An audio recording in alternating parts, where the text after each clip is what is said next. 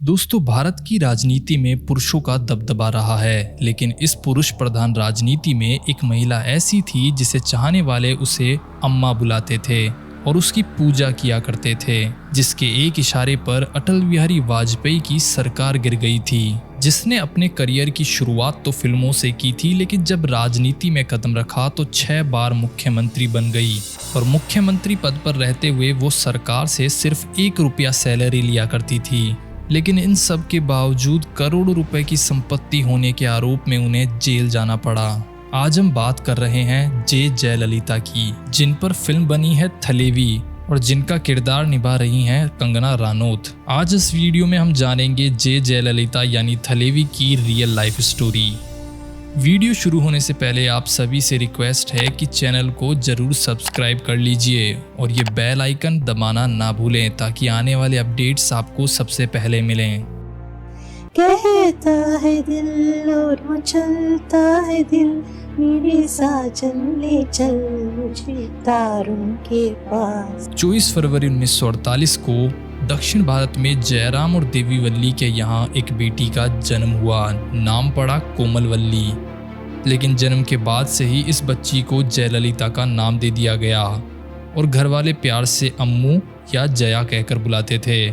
जया का बचपन बहुत तकलीफों से भरा था। जब वो 2 साल की थी तब उनके पिता चल बसे। जया और उनके भाई जयकुमार को लेकर उनकी माँ अपने पिता के घर चली आई। गुजारा करना मुश्किल हो रहा था। माँ ने अपने परिवार की जिम्मेदारी अपने कंधे पर ले ली और टाइपिंग सीखकर बतौर क्लर्क काम करने लगी।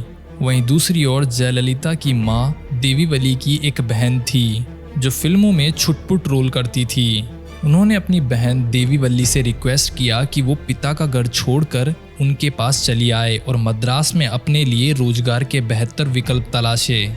जयललिता की मां को ये बात ठीक लगी तो वो बिना ज़्यादा सोचे मद्रास आ गई, दोनों बच्चों को उनके ननिहाल छोड़कर। वहीं उनकी मां मद्रास में अपने नए नाम संध्या के नाम से फिल्मों में काम करने लगी।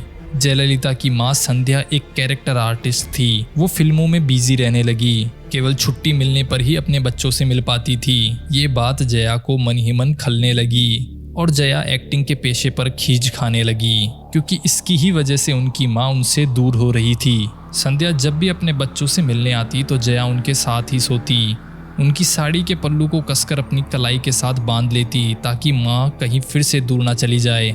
संध्या नहीं चाहती थी कि उनकी बेटी फिल्मों में आए, लेकिन उनकी एक इच्छा जरूर थी कि उनकी बेटी एक अच्छी डांसर बने। लेकिन जया को डांस सीखने में कोई रुचि नहीं थी। लेकिन धीरे धीरे जया भरतनाट्यम को लेकर उत्सुक होने लगी, और वो भी इतनी कि इस डांस फॉर्म में उन्होंने महारत हासिल कर ली, और वो भी सिर्फ 12 साल की उम्र में। शुरू से ही जयललिता एक कामयाब वकील बनना चाहती थी, लेकिन किस्मत ने उन्हें पहले फिल्मों और फिर राजनीति में धकेल दिया। दोनों ही क्षेत्रों में उनका सफर आसान नहीं रहा।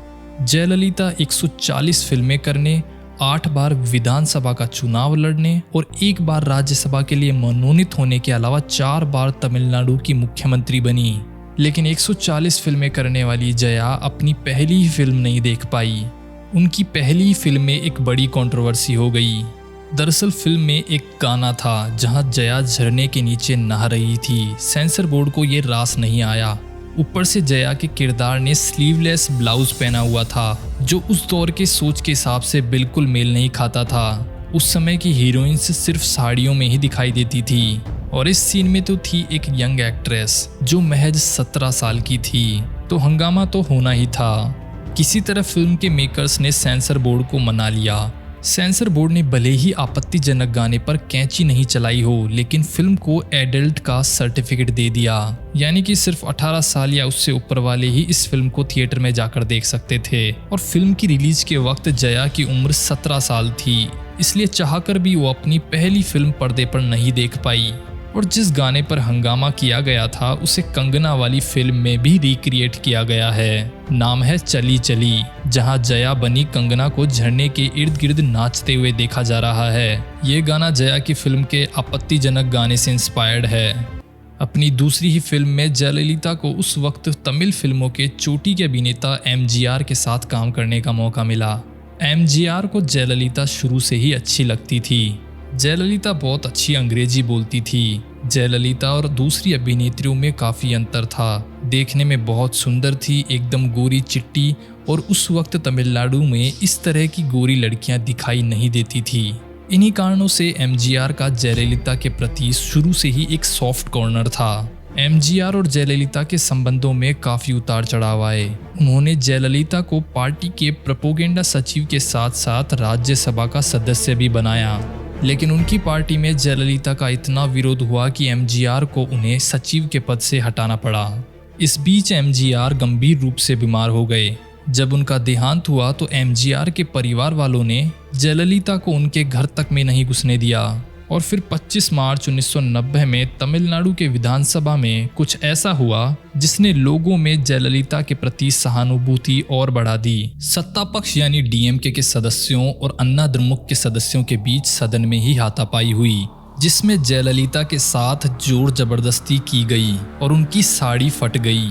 और अपनी इस फटी साड़ी के साथ जब जयललिता विधानसभा के बाहर आई तो लोगों ने इस घटना के लिए सत्ता पक्ष को बहुत कोसा। ये वो दिन था जब जयललिता ने सदन से निकलते हुए कहा था कि वे मुख्यमंत्री बनकर ही सदन में लौटेगी, वरना यहाँ कभी नहीं आएगी। और फिर साल 1991 में राजीव गांधी की हत्या के बाद हुए चुनावों में जयललिता ने कांग्रेस से समझौता किया और 234 में से 225 सीटें जीत मुख्यमंत्री बन सदन में लौटी। जयललिता पहली बार 1991 में मुख्यमंत्री बनी, लेकिन 1996 के चुनावों में उनके राजनीतिक दल को करारी हार का सामना करना पड़ा और जयललिता अपनी सीट तक नहीं बचा पाई। इसकी बड़ी वजह उनके दत्तक पुत्र सुधाकरन की शादी में हुआ करोड़ों रुपए का खर्चा माना गया। ये जयललिता के ऊपर लगी भ्रष्टाचार की पहली छींट थी जो आने वाले सालों में एक बड़ा धब्बा बन गई।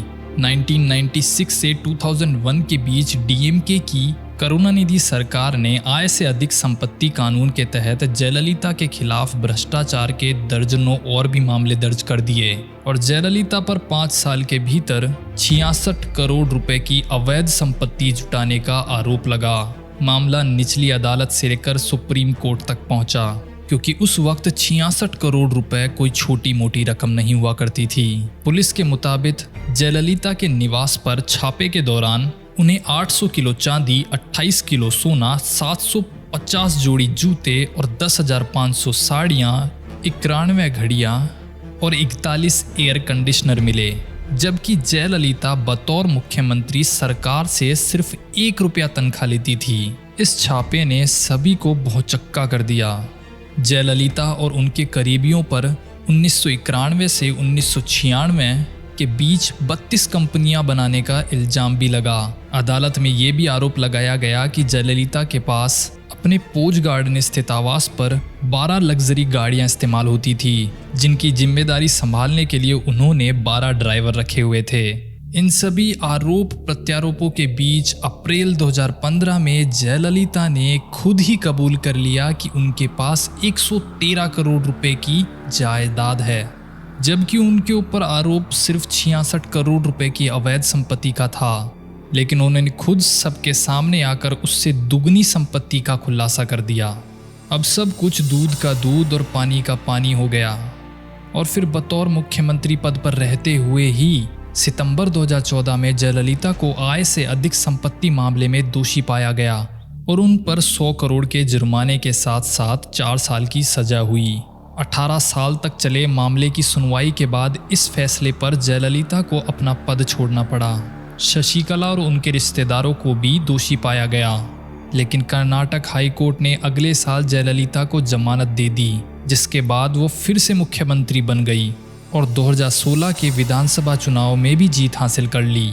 लेकिन उसी साल 5 दिसंबर 2016 को जयललिता का निधन हो गया और बतौर मुख्यमंत्री वेतन में 1 रुपया लेने वाली जयललिता के पास इतना सोना चांदी, इतनी बड़ी रकम, इतनी साड़ियाँ, इतनी जूतियाँ कैसे आई? इस तरह के कई सवाल और उनके जवाब जयललिता के साथ ही चले गए। दोस्तों, हमारा ये आज का वीडियो यहीं ख़त्म होता है। अगर आपने ये फिल्म देखी है तो हमें कमेंट सेक्शन में ज़रूर बताएं कि आपको ये फिल्म कैसी लगी। वीडियो अच्छा लगा हो तो वीडियो लाइक करें और चैनल सब्सक्राइब करते हुए जाएं।